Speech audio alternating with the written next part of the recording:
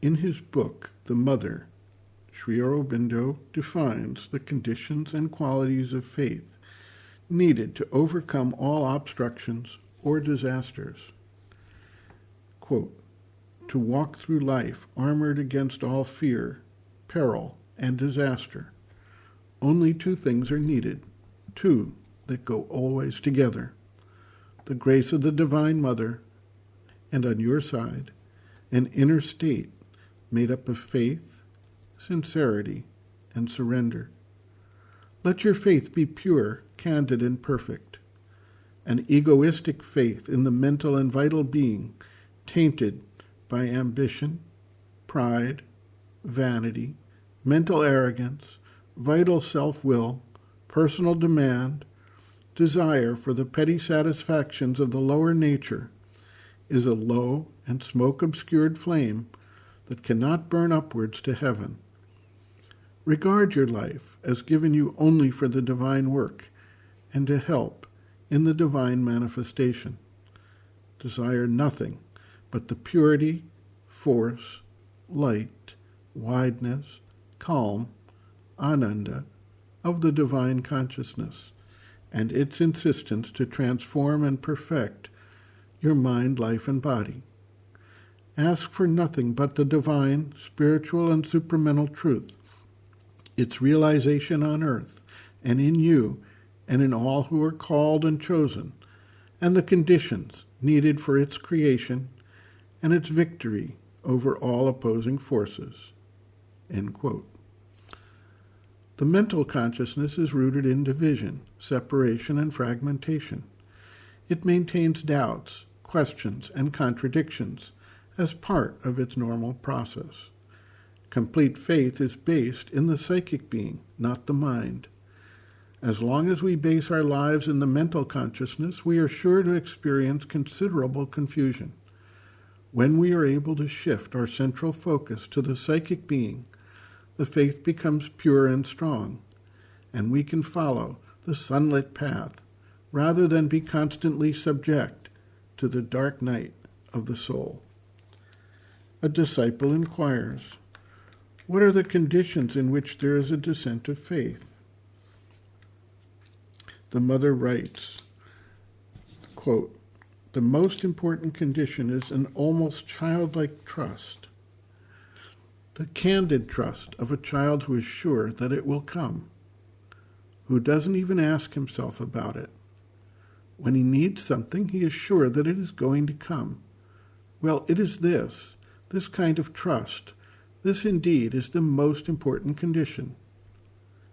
To aspire is indispensable. But some people aspire with such a conflict inside them between faith and absence of faith, trust and distrust, between the optimism which is sure of victory and a pessimism which asks itself when the catastrophe will come. Now, if this is in the being, you may aspire but you don't get anything. And you say, I aspired but didn't get anything. It is because you demolish your aspiration all the time by your lack of confidence.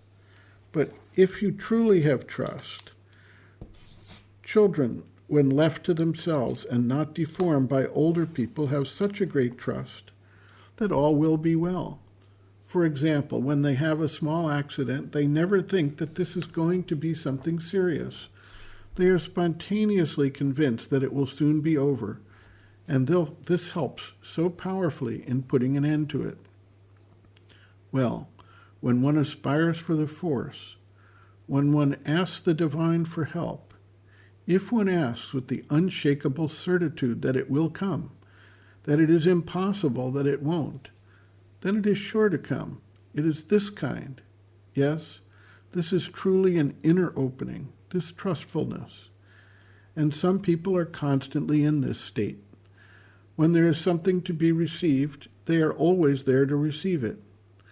There are others, when there is something to have, a force descends, they are always absent. They are always closed at that moment.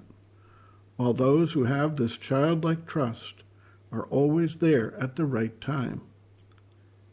And it is strange, isn't it? Outwardly, there's no difference. They may have exactly the same goodwill, the same aspiration, the same wish to do good, but those who have this smiling confidence within them do not question, do not ask themselves whether they will have it or not have it, whether the divine will answer or not. The question does not arise. It is something understood. What I need will be given to me. If I pray, I shall have an answer. If I am in difficulty and ask for help, the help will come. And not only will it come, but it will manage everything. If the trust is there, spontaneous, candid, unquestioning, it works better than anything else, and the results are marvelous. It is with the contradictions and doubts of the mind that one spoils everything, with this kind of notion which comes when one is in difficulties. Oh, it's impossible.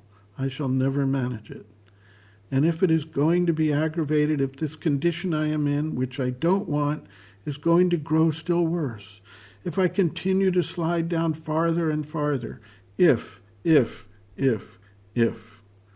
like that, and one builds a wall between oneself and the force one wants to receive. The psychic being has this trust, has it wonderfully, without a shadow, without an argument, without a contradiction. And when it is like that, there is not a prayer which does not get an answer, no aspiration which is not realized. End quote. Reference, Sri Aurobindo and the Mother, Powers Within, Chapter 6, Faith, pages 61 to 62.